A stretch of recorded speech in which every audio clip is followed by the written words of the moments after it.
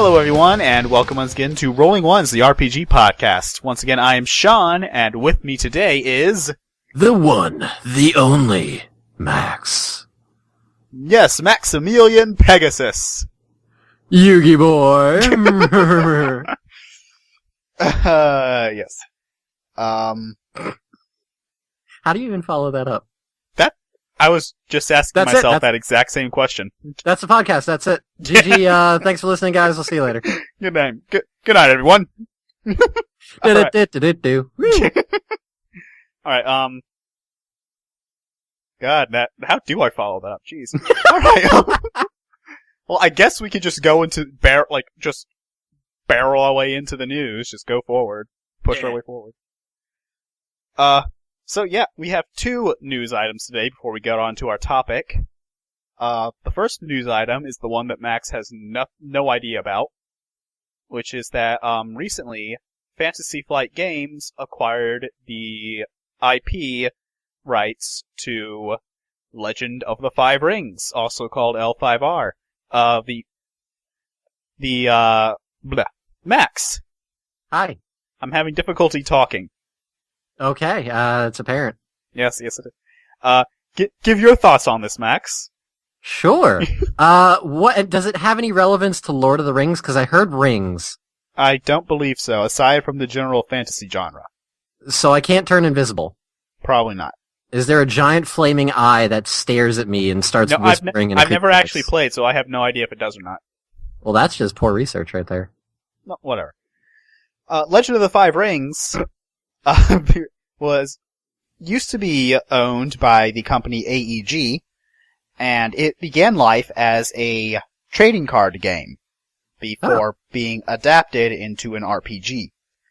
The game is set in the fictional fantasy nation of Rokugan, or Rokugan, or however you pronounce that.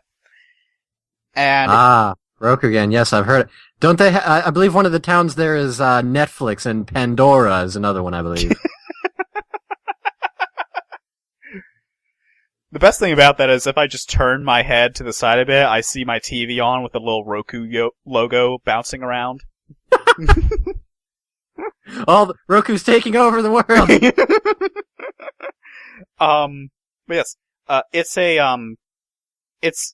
a Eastern Asian fantasy setting where the players are samurai in a really rigid caste system and stuff.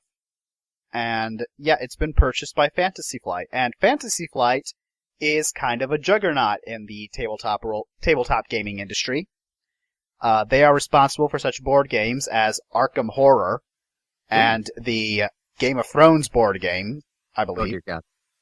And they also are responsible for card games like Android Netrunner and the Call of Cthulhu living card game. And on the RPG front, they've released the English translation for Anima Beyond Fantasy. They own the RPG license for Warhammer. Oh, wow. So they've got, like, Warhammer Fantasy Roleplay and all those Warhammer 40k RPGs, like Black Crusade and Deathwatch and Rogue Trader and Only War, and I can't remember all of them. That's okay. If you did, I would be shocked and, quite frankly, concerned for your life habits. Yeah. And they've also currently own the RPG license for Star Wars. That's awkward. How's that awkward? I wonder how long it's going to be before Disney starts throwing a tantrum. Oh no, they license it from Disney. Oh, like it actually was post-Disney buyout? Yeah. Oh. I think. I'm not sure. But they've released three Star Wars RPGs. They all use the same system, but they're all set during the original trilogy, but they focus on different aspects. It's Edge of the Empire, which is for like smugglers and bounty hunters. Basically, it's the Han Solo game. Okay. Then there's Age of Rebellion, which is all about fighting the Empire. And the most recent, the one they just recently released the third and and as far as we know, final one, Force and Destiny, which is the Jedi one. Ah. That's pretty cool. Yes. That's a lot of ground they have covered, honestly. Yeah. Fantasy Flight is, like I said, Fantasy Flight is huge. They released a statement about what they're going to do with L5R. They said that the card game is going to be relaunched in 2017, and it's no longer going to be a collectible card game. It's going to be a living card game. So they're going to release new sets as instead of randomly assorted packs, you're going to know you're going to know all the cards you're getting when you buy a box. That's an interesting marketing strategy. Yeah, and then you can. The focus is more on tournaments and such because I don't think any, and it's the same format that they use for their other card games like Netrunner and such. I believe that nobody wants to compete with Magic, which is basically the last major collectible card game. Makes sense. Hold on. Mm-hmm.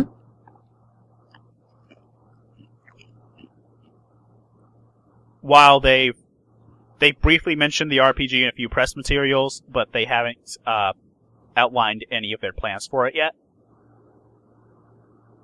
So, yeah, we'll wait and see. I know that a few people are worried that they're going to use the dice system from Star Wars in their new version of L5R, because Star Wars has a really bizarre dice system.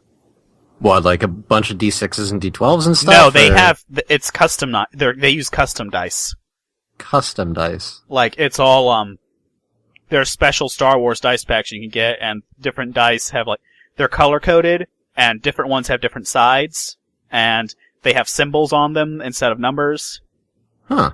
And your character sheet, you have a dice pool, and that tells you for your stats, tells you how many dice to roll for each ability, and you roll dice, and you can generate successes or failures, and also advantages and disadvantages and stuff. So you can succeed but at a cost, or fail but at the same time gain an advantage while failing. So it's kind of like you can take a penalty now and then do something better later, or vice versa. Yeah, something like that. Okay. Huh. Yeah. Anyway, just as a little aside, the whole story of card game to RPG, there's actually another game that follows that route, and that's Pirates of the Spanish Main. And I bring that up because we are recording on Talk Like a Pirate Day. Aye, me matey. Yar. You got to be talking like a pirate.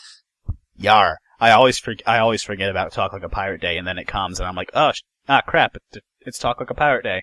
I don't have the energy to talk like a pirate all day. I only remember it because there's a holiday for it in World of Warcraft. Anyway, our second item of news is that Wizards of the Coast, the publishers of the aforementioned Magic the Gathering, and also the publishers of Dungeons & Dragons, are shutting down their online community forums. Oh, that's confirmed. Wizards shutting down their terrible company. Oh, well. Yep. D&D is a failure. Sorry. Magic the Gathering, worst card game ever. So Hearthstone clearly put it in the ground. But, yeah. They basically, they're, on October 29th, the forums will shut down. Which is a shame because there is a lot of character optimization information on that forum. There are tons of guides on how to, build, the best, mechanically the best possible version of each class in, 3rd and 4th and 5th edition. Huh. Have they released, any statements at all saying, oh, we're doing it because we're doing this or that or whatever? I don't know why they're doing it. I've seen a few people note that I've seen a couple people who've theorized that forums just aren't worth the effort for big companies because a lot of people will go to fan forums like RPGNet or EndWorld or Giant in the Playground instead of theirs, and at the same time, and so you'll get a community thriving around your product that you're not. So that will come like naturally at no cost to you. So why should you pay for the upkeep for forums and employ like moderators and stuff when fans will do that for you? Makes sense, I would suppose. Yeah, I guess that really makes the most sense out of any other. Like, I can't see what else it could possibly be that would be like, oh, we're shutting down the forums and we're not bringing it back. But apparently this may also be a parent company thing, because I heard that also the Hasbro, a couple of different Hasbro properties are also losing their forums around this time as well. Like I think the official Transformers forum is also getting nuked. No, not Transformers. So yeah, Hasbro it might just be like Hasbro's decided that they don't want to waste any time with forums anymore. Huh. I will note the character optimization stuff. There has apparently InWorld is working to try to transfer as much of the character guides as they can to their forum before it shuts down. Well, that's good. Yeah. Someone had to make the effort at least. Yeah. Oh, I guess that's it's a new news story. It's not really bad, it's not really good, it's just kind of... Yeah. It's a thing. And to be honest, I feel like everyone who's interested in forums and like joining a forum in the RPG fandom has already joined one that isn't like a corporate controlled one. Yeah, that's true. I mean, like when I look up different like guides and whatnot just for a general idea of what spells I should be taking for whatever D&D class I'm playing at the time, I don't usually go directly to Sword. I don't usually go to Wizards of the Coast website. I usually just go to Google, type in a guide for D&D 5e, and even then, I've noticed that like the Wizards of the Coast forums aren't the only ones where you can find decent guides. Like I mentioned earlier, Giant in the Playground, those forums also have a lot of Care-Op guides. Care-Op. I'm just pronouncing shortened versions of words now. Caribou? Care-Op. Care-Op. That's really fun to say. Care-Op. Carrot. Care-Op. Care-Op. Carrot on a stick. Stick on a carrot. Ooh. Is it a stick on a carrot or a carrot on a stick? You decide! Post in the comments below. Listeners, carrot on a stick or stick on a carrot? Let us know on our Facebook page and Twitter. Hashtag Team Carrot on a Stick. Hashtag team stick on a carrot. Oh. Getting topical. Yeah. These are the things that the American public demands to know. Totally. Alright. So, we don't have any more news stories for you guys. I know. I realize that the news is obviously the most important part of the podcast. Max, do you agree? Yeah, definitely. I came super prepared for it. You're a dirty liar. I may be dirty, but I am not a liar. Usually. Mm-hmm. 9 times out of 10. But if you were a liar, wouldn't you say that you weren't a liar? One person tells nothing but truth, the other person tells nothing but lies. What do you say? We've gotten... Listeners, do you think Max is a liar? Don't ask them that! Why not? Because I'm the guy that everybody targets for all the hate, and then they're like, oh, you know what, actually, he's a pretty funny guy, but hey, love to hate him. What do you mean you're the guy everyone targets for the hate? We have, like, a fan base of, like, 3 people. Well, the old guy has to hate somebody besides just the podcast that he can't seem to turn off. Poor old So guy. he hates the one who has arbitrarily decided that his wife's name is Cheryl. Was that me that decided that? You're the one who first did it, I think. Did I? Yeah. Oh, yeah, because that was when I was listening to another podcast that I'm not going to mention where someone's wife's name was Cheryl, who happened to be a Knoll. Okay. So basically, what I'm saying here is I'm insinuating that the old man's wife is a Knoll. You're welcome. Interesting. Let's move on to our topic. Moving along. So Knowles, that's an interesting I'm making a note of that. Yes, Knowles. In certain after all, listeners, if you're not familiar, Knowles are creatures in Dungeons and Dragons who are hyena people. And In some settings, gnolls are known to congregate in the wizard nation of Thay, which is located in the Forgotten Realms. Oh, is that the place where the Dristo Erden is? I hate you. Look, I'm just acting as the voice of the people here. Because let's be honest here, that's where everybody gets introduced to Forgotten Realms. I got introduced by Neverwinter Nights. Well, then again, you know what? You know, video games melt your brain, books make you smart, so, Okay, sure. Although then again, arguably Drizzt is in Baldur's Gate, so you can steal his swords from him. I feel like Drizzt melts my brain anyway. That's not very nice.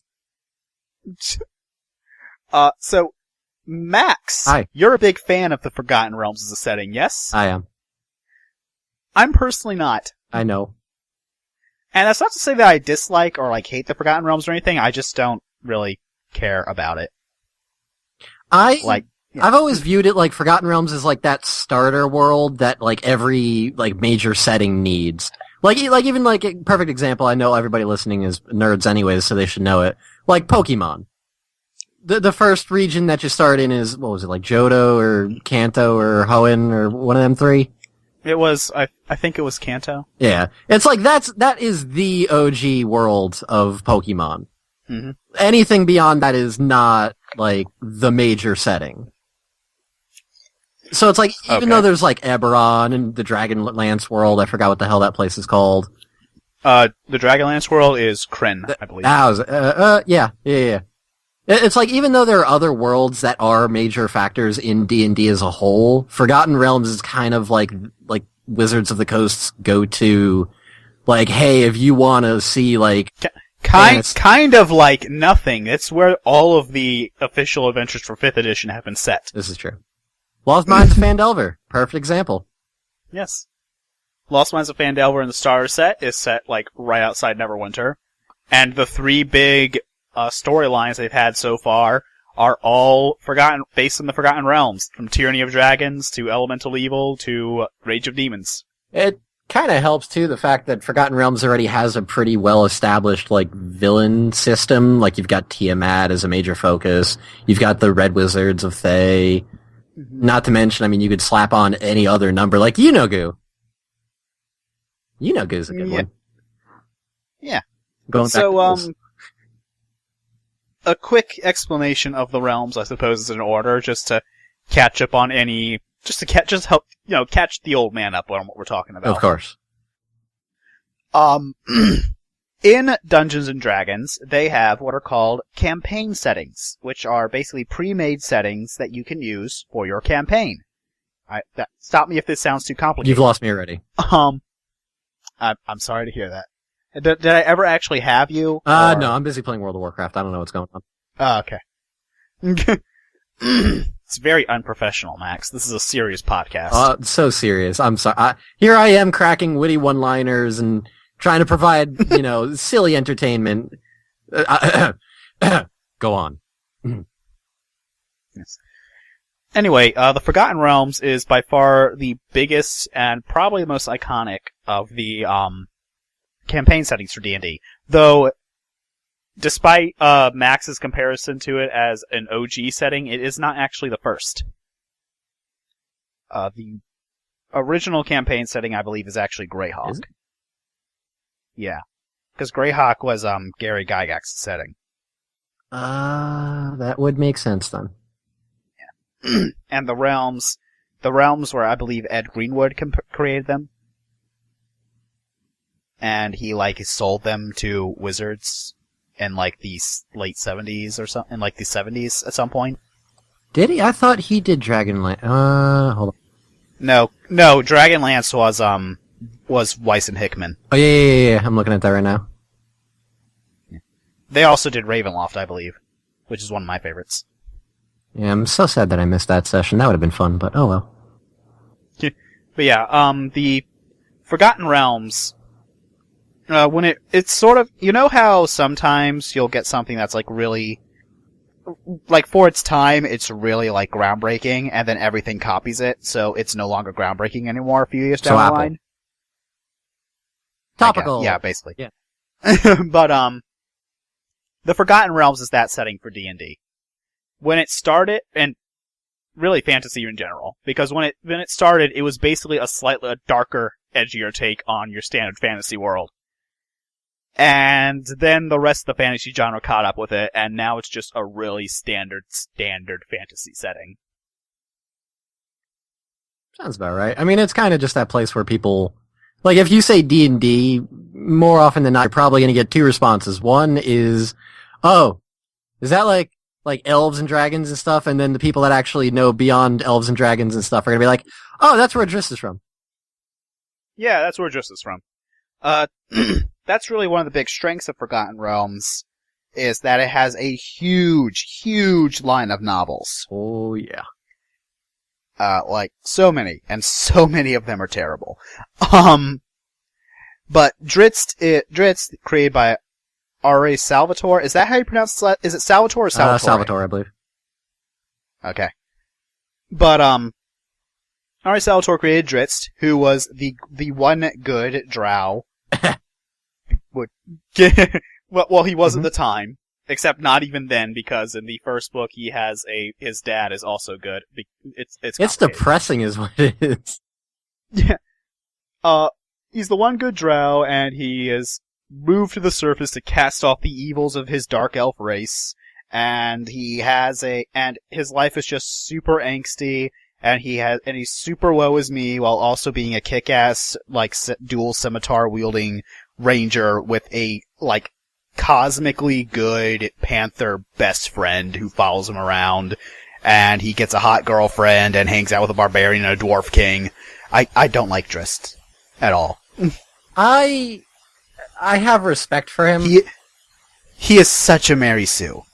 But here's the thing, is like, if you're a younger reader, like, you kind of look for that. Like, you're not looking for, like, the super deep character that, like, requires, like, processing and deep thought on what it is that the character's motivations. It's like, Drizzt is pretty open book. Like, it's like, alright, he's, trying to be the hero, but nobody really likes him at first because he's a dark elf, but he makes a really good name for himself, and, like, people want that character that they can kind of understand, even if they can't relate.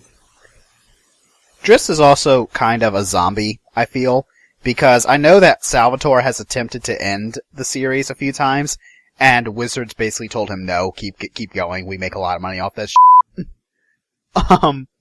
And apparently, like, the books in, like, the last decade or two have suffered a huge decline in quality because he's basically being forced to write them. Yeah, which is, at that point, it really just ruins the story. And, like, anytime you have to write something and you're really that strained, nothing good comes of it. I will say, I've read, about 3.5 of the Drizzt books. I read the first 3, of the Dark Elf Trilogy ones, and then, like, half, and I got, like, halfway through Crystal Shard, and then I got distracted and forgot to start reading it again. Of the 3.5 I read, the only one that I really liked, and I would really, like, recommend to someone, is the first one, Homeland. And even then, it's not really because of Drizzt. I just thought that the look into, like, drow society and their culture and the way they do things was really interesting. Yeah, I definitely agree on that. You said you only got, like, 2.5 in? Or 3.5 in? 3.5. I read all of Homeland, Exile, and Sojourn, and I read half of Crystal Shard. So one thing that I should mention that was actually pretty cool that came up in one of the later books, because I think I've read like 10 of the books or something like that, is back in the Drow Society after Drizzt leaves and causes a whole turmoil and Lolth is like freaking out and whatnot. They actually like delve into psionics. Not just illithids, but like one of the Dark Elf, one of the Drow houses actually is comprised entirely of psionicists. Which was interesting because that was my first introduction to psionics, because at the time when I was reading the books, like when I was back in early high school, I'd never played D&D. So I was like, oh, these people can use their minds and like they just like assault people with that stuff? Like that's awesome. And we should also mention the other iconic Forgotten Realms book hero who is not Drizzt, so he's significantly less popular and well known, and that is Ed Greenwood's character, the guy who actually created the realms, Elminster. Elminster is a super powerful wizard who just like bones everyone in sight. Literally or metaphorically? Like apparently he's quite the ladies' man. Like apparently even like the goddess of magic like just could not control herself around him. Oh, I see it here. Elminster, The Making of a Mage, 1994. Wow. Okay. And I will note, I've attempted to read a couple of Ed Greenwood's stuff. And I say attempted because whatever his merits as a world builder, that man cannot write a story at all. He has no sense of structure or character whatsoever. Well, alrighty then. Like, my god. There was one book in particular. I'm trying to find it in my library right now, because I've got a digital library of some books. And there was one, here it is, Shadowdale. Was actually really good. I read that like a couple months ago, actually. It's pretty cool, because it follows like the whole backstory of when, what was it, the Dark Time, or when magic in Forgotten Realms basically went like haywire. Which time? The whole... There's the time of troubles or the spell plague? The Time of Troubles, I believe it was. Okay, that was when, I forgot, like, two of the gods tried to steal some tablet of fate or something like that, and, the great god king Io was like, you know what? Everybody get out, and then just kicked them all onto the material plane as mortals. Okay, so Io kind of bothers me, because my impression is that he created, like, the world and all the gods and stuff, and my impression was that he just kind of, like, sat out after that, like, okay, whatever, you guys do your thing. But he butts in all the freaking time, doesn't he? Yeah, no, he's the puppet master. So much for the distant god. Oh, yeah. You want to talk about distant gods? Like, some of the gods in the book, like, dear God, I think Bane ends up, literally obliterating some guy and possessing his body for power. And then, like, instead of it being, like, a church to Bane, it's like a full-on, like, everybody dies cult. Mystra, I think, actually ends up, dying as a martyr, spoilers. 10-year-old spoilers. Yeah. More than 10 years old. That, like, Time of Troubles was the transition from first edition to second edition. Okay, so, like, 20-year spoilers here. Yeah. I know that, like... Hell, more than 20 years spoilers. It's like... it? 25-year-old spoiler, like almost 30 years. Yeah, the Forgotten Realms has been around that long. Like, that's one thing that I really like about Forgotten Realms, is, like, their god pantheon is comparable to that of Greek mythology. And it's a bit more well-defined, I think. Yeah, but here's my issue with that. Is that, the Forgotten Realms is really, really heavy on meta plot. Like, every time there's a new book released, like, either a RPG source book, or a novel, or a video game, because all of those things are canon. But every time a new product is released for the Forgotten Realms, the meta plot advances. And the world grows. And that would be great if this wasn't a RPG setting. Because, like, you can be in a campaign, your players do a ton of stuff, and then the next product releases, and, oh no, this entirely different thing happened. Sorry. And it annoys me. I mean, especially with all the gods, because the gods are front and center in the realms, and the realms is basically the story of the gods. It's a game of chess. And your characters don't really matter. Like, the player's characters don't matter in the game. Pretty much, yeah. Yeah, that's really always been my issue with, like, games that are really heavy on meta plots. Is that, why are we playing this? You should, like, write a book. Just write a book. Don't make it a game. Write a book. I can see where you're going with that. The one thing that I've had a big issue with, too, with Forgotten Realms, is, like, everything I've encountered, like, 90% of it is all on the Sword Coast. Oh, yeah. Everything's on the freaking And, Sword like, Coast. there's a huge map. Like, there is, like, it is one small part of the whole overall continent. Like, there's a gigantic frozen tundra to the north, and that continent is only one small part of the whole world, too, but everything is set in that one continent. that's because that's where Drizzt is, obviously.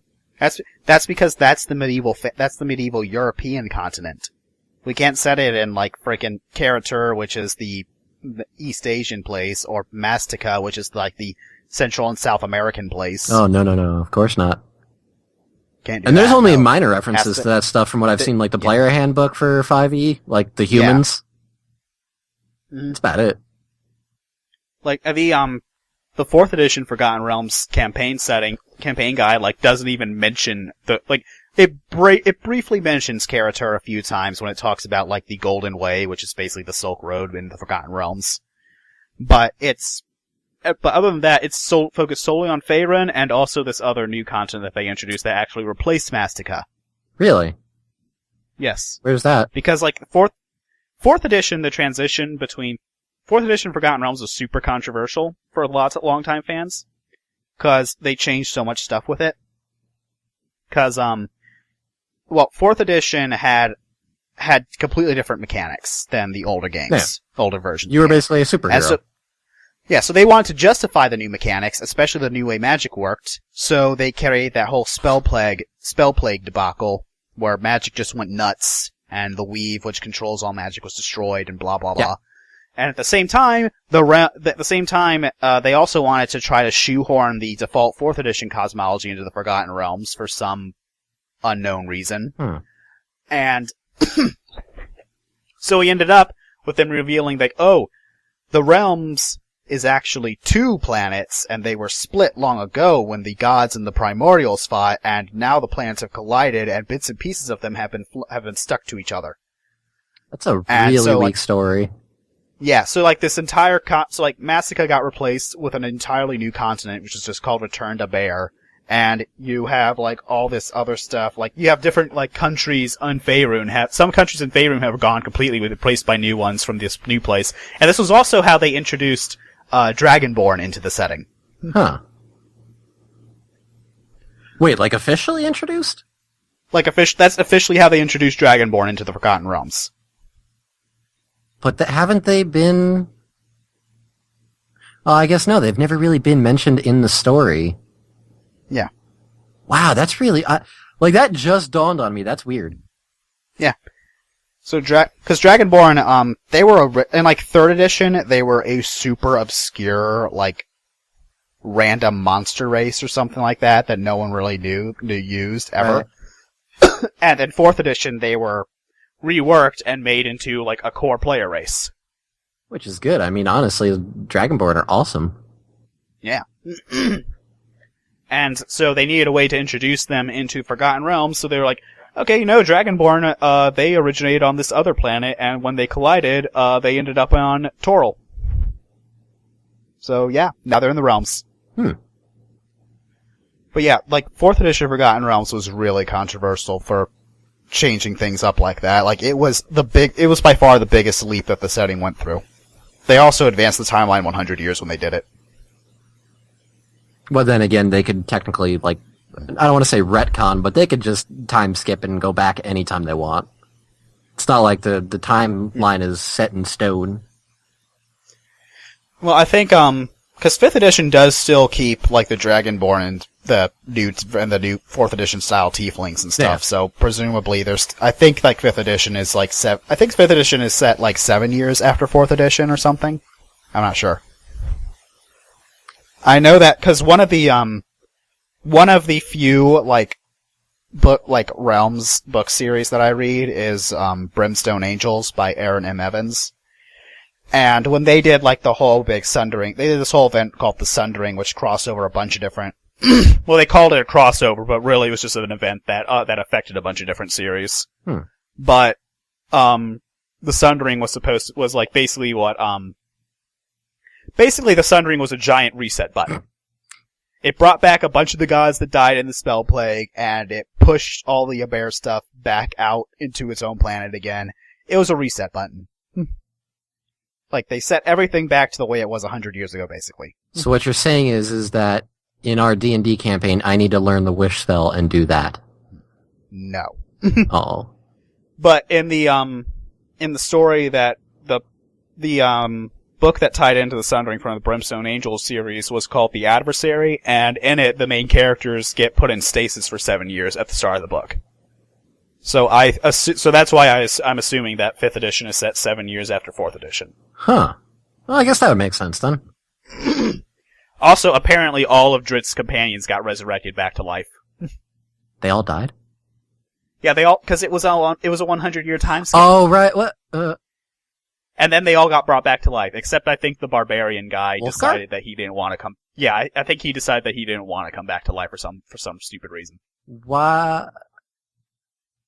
Why? I don't know.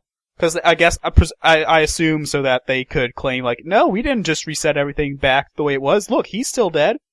I guess then again, of all the characters in that group, Wolfgar probably is the one that a lot of people were like, I could do without him.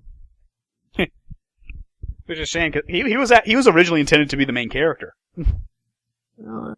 Because the second trilogy of the Icewind Dale trilogy was actually the first one written. Well, if you think Drizzt is angsty, quite frankly, I think Wolfgar was...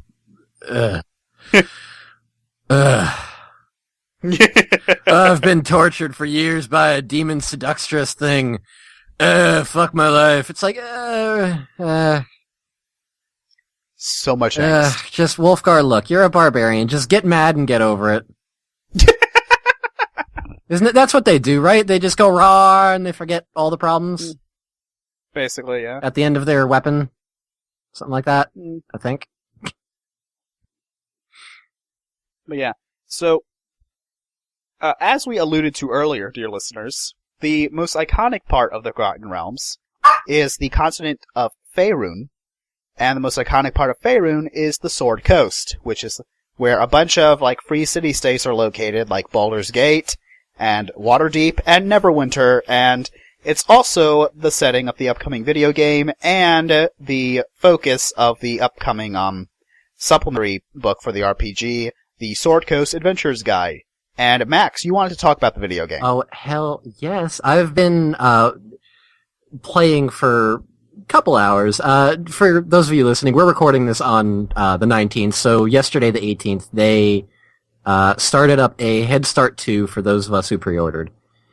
And they kind of let, like, people who pre-ordered just kind of play, not, like, you can't do the story, but you can do, like, the DM mode, you can create your own modules, you can play through, like, your own pre-generated dungeons where you just can go and be like, I want to go do a really big dungeon that's full of Duergar and Drow for whatever stupid reason or whatever have you. And you can just adventure through with your friends, or you can use the pre-loaded companions. It's so good. It's, like, I can't really judge the whole thing because the whole game wasn't there. But from what I've done, especially of the DM mode, because that in particular I'm interested in, it's phenomenal, especially the fact that you are live DMing while someone is running through the dungeon.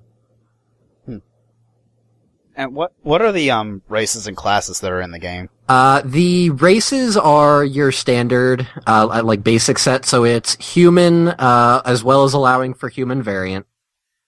Elf, which includes a subrace of wood, sun, and moon. Okay. Halfling, which includes the two basic ones, which I think is like the Lightfoot and the Stout something or other. Something like that. Dwarves, which they've got actually different named dwarves. It's like a shield dwarf and then a gold dwarf. Yeah, those are the Forgotten Realms names for them, yeah. Okay, so that makes sense. And then they've got half elves. So I think I hit everything. Human, dwarf, half elf, halfling. Yeah. Alright. In terms of classes, they've got fighter, cleric, wizard, ranger, power ranger. No, I'm kidding. They got rogues, right? Yeah. Hang on a second, I'm trying to find a list now because I feel like I keep forgetting. So they got the standard 4 plus the ranger plus what? Anything else? Paladins, like? Oh yeah. No. Did you paladins? No paladins? Characters. God, hold on a second. Why am I forgetting? Why are you forgetting? I don't know, like I was just playing. Classes. Here we go. Keep your head in the game, Pegasus. I got it. No Wizards of the Coast. I don't want to give you feedback right now. Stop. Choose Fed. That doesn't give me the information, Wizards. What are you doing? What? Well, let's move on then, because your computer's apparently trying to kill you. I found it. Okay, what? Cleric, Fighter, Paladin, Ranger, Rogue, and Wizard. So it is Paladin. Okay. And, like, how close to the, 5th edition rules are they? Or, like, because it said they were based on the 5th edition rules, but, I mean, Neverwinter was technically based on the 4th edition rules, and it looks nothing like it, so. It's actually pretty spot on from what I've seen. Like, the combat system is dice roll based, so every time you attack, you are attacking their AC. You are doing dexterity save fail. Which actually does not fail as often as you would think in this game. It's only Sacred Fail instead of Sacred Flame when Carrie's doing it. Exactly. The one thing that they've changed, that's like huge, is the spell slots. There are none. It's cooldown based. Oh. So like, for example, I made a cleric and I was playing through, just a pre-generated dungeon. I had the companions with me and, Prayer of Healing was actually a normal spell. It was not a 10-minute cast time. It healed everybody within like a 15-yard radius, and it had a 40-second cooldown. Huh. I think it had like a 2-second in-game cast time or something like that. Bless, which is a pretty good ability, I think had like a 1-second cast time, and it lasts for a minute. I think the range on that's like a 15-yard radius around your character. So it's like, it's not spell slots, it's just cooldowns, which makes it easier to play because, like, let's be honest here, if you're going through a dungeon in a video game like that, you can't really, like, focus on doing spell slots as easily because there is no short rest, long rest in a video game. It's just, you save the game and you exit. I mean, one of the the first Neverwinter Nights 2 expansion, Mask of the Betrayer, tried to do rests like that. Like, it was kind of awkward. Nah, it just doesn't, like, I don't see it melding very well. Yeah, just like as a note, I say awkward, but Mask of the Betrayer, I love Mask of the Betrayer. It is so good. Like, it is an awesome, it's like got this great story and a ton of great stuff to do. And really, Mask of the Betrayer, we mentioned before that, like, the Sword Coast is the setting for most realm stuff, right? Yeah. Mask of the Betrayer is actually set far inland in a place called, oh god, what's it called? Rashomon, something like that? Sounds familiar. Rashomon. Shamalama Ding Dong? Shamalama Ding Dong, yes. There we go. Hold on. Okay. See, now he has his thing that he's gonna be like, what's the name? It's Rashomon. I was right the first time. Oh, okay then. But it's it's located north of Thay, and has a lot of tensions with them. And it's a land that's ruled by witches, and it's a place where, like, nature spirits wander the land and stuff. And the game has, like, your main companions in the Mask of the Betrayer are a red wizard of Thay, a, really bishy hag spawn dude, who's voiced by Crispin Freeman. There is a half angel lady who pals around with you. That's pretty cool. And depending on whether you play as a good guy or a dickhead, you can end up with either a powerful bear spirit in your party, or a legion of ghosts all trapped in one form. Why would you not want that one? because getting that one requires you to behave like a complete douche. Like personality douche or just kill them all douche? Like, okay, you get that one if you, like the bear spirit dude. He's like this really cool dude, but he also feels like he needed to be destroyed because there's like this spiritual parasite inside you that like causes you to eat spirits and kill them, and it destroys the land and stuff. And after you beat him, you have a choice between either devouring him or resisting your impulse and proving to him that you have like the strength to possibly end the curse once and for all. Huh. And if you eat him, then you can get one of many as a party member. But if you spare him, then one of many will not join your party. So it's not the whole gameplay that affects it, it's just that final decision. Yeah. It's just that decision at the end of like the first act. Okay, so it's not like Dragon Age where it's like I have to kiss ass for everybody in order to... Yeah. There is an approval system, like for your companions and stuff, but it's not like Dragon Age where you can get their approval up by just giving them gifts a bunch of times. Here's a box of chocolate! Oh my god, I love you. Yeah. But yeah, like the big storyline in Mask of the Betrayer is actually one of the, like we mentioned the gods earlier too, one of the like super messed up things that the gods in the Forgotten Realms did is like the big catalyst for the story, it turns out, and that's the Wall of the Faithless. You familiar with that? I am not actually.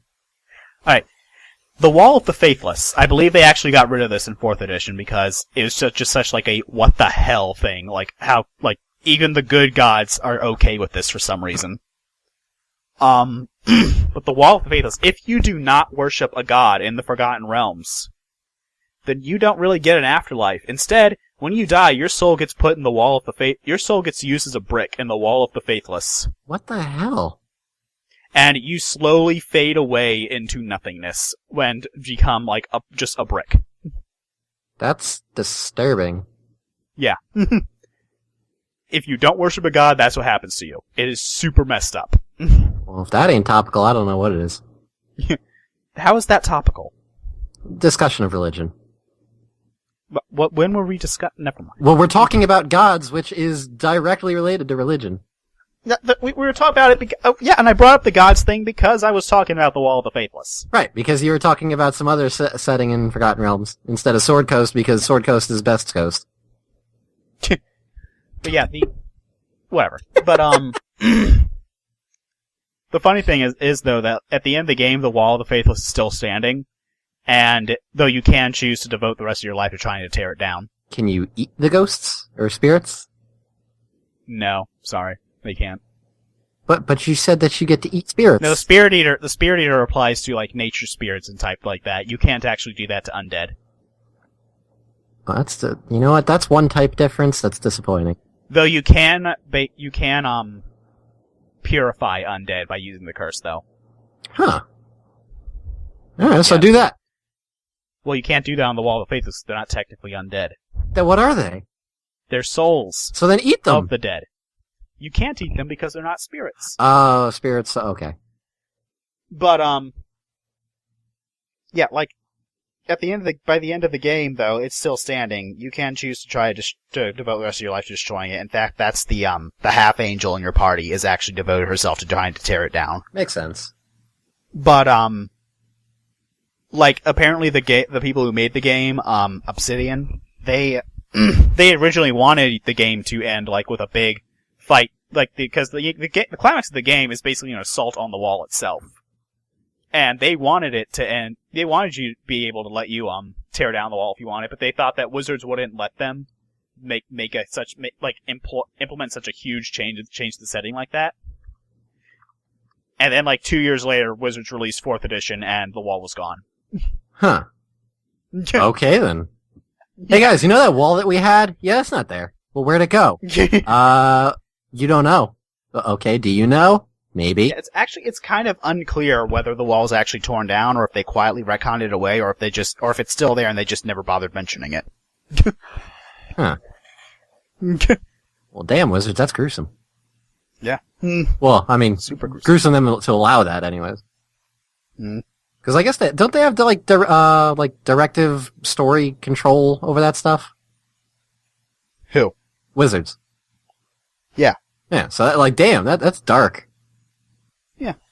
Well, technically the wall was in there before Wizards owned D&D, though. Ah, Because it's, like, always been a part of the setting. gotcha. But still, it's like, even the good gods are okay with this? Really? Yeah, really. That's really disturbing. I'm gonna have To be nightmares. fair, it was implemented when the God of the Dead was an evil dude. But, Oh, like, Kellamvor, was it? no, the one before him. Oh. I can't remember his name. But, like, when Kellamvor ascended, he apparently tried to tear it down, but couldn't because of some BS reason about cosmic bowels or some. Where will all the non-believers go when they die? Nowhere? Yeah. No, that's not an option. They have to go somewhere. Crap, I got nothing. Yeah. But, like, to be fair, all you need to do to get out of it is worship a god, but still. I mean, it's not as bleak as Eberron's afterlife, where the souls go there and then slowly fade away over time, no matter what they did in life. Yeah, that's just kind of bleak and Yeah. quite frankly upsetting. It's like, oh, nothing you did matters. It's like, Yeah. Okay. That's not very encouraging. Yeah. Wow, we talked about a lot there. Whew. Yeah. We got deep We did. talking about afterlives and such. So Max, Hi. what is your favorite element of the Forgotten Realms? I'm gonna go with lightning. I like lightning. It's a really cool element. I can't fault you for that. But so what is your favorite part of the Forgotten Realms? It's a valid question. I don't really know the answer. You're broadsiding me with this one. Yes, I am. Not a fan of that. Definitely not a fan of that. What, the broadsiding or my low-key evil F? Both. Okay. God, I'm trying to delay here. I don't know. I can't really explain it. Like, it's like Forgotten Realms. I guess it's because it's my first. Like, you always remember your first. Mhm. And since the first thing that I got into with D&D was the Drizzt books, like, it's just that's my first D&D realm that I got introduced to, and that's what eventually spurred me to be like, oh, you know what, let me try playing with a bunch of friends of mine, and now here I am on a podcast being put on the spot by some guy that's states away from me. Who could have known that your life would take these turns? Right? Who would have thought that reading a book would destroy my life? And that's why you shouldn't read, kids. No, that was World of Knowledge Warcraft. is forbidden. Trust the computer. The computer knows all. Yes. You don't need to read. If the computer was in the Forgotten Oh, Realms, God. which country in the realms do you think the computer would rule? You know what? Honestly, I feel like the computer is Io. Just Io is more emotional. Like, Io's like, you know what? You guys pissed me off. The computer's just like, no, you shouldn't be doing that. Dead. Wait. So Io's the computer, but more emotional? Yes. Are you saying that Io is GLaDOS?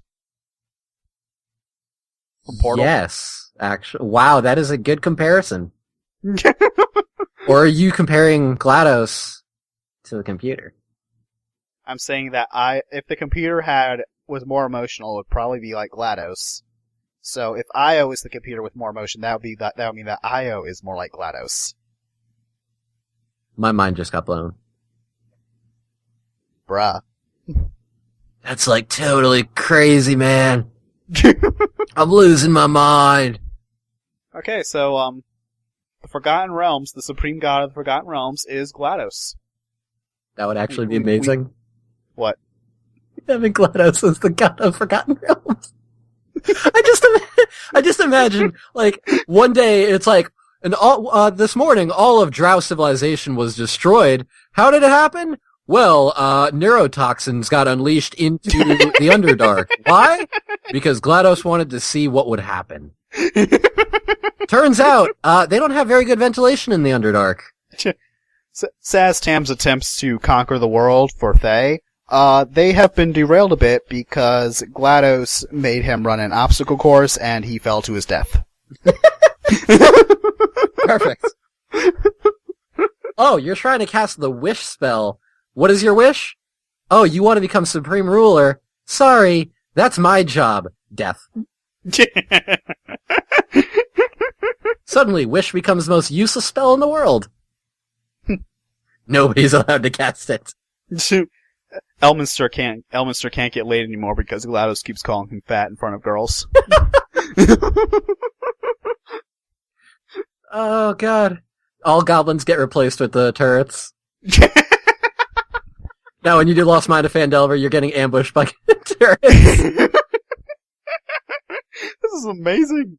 Oh my God! Please, one of you 3 listeners that's listening right now, please write fanfic of this and send it. Do it, to us. old man. Please, just send us the GLaDOS fanfic Yes. of her running Forgotten Realms. All right, and on that amazing note, Oh God, that is all the time we have for tonight. I'm dying. So we have killed Max. I'm dead. There are X's on my eyes right now. He has gone to the Wall of the Faithless. I should have believed.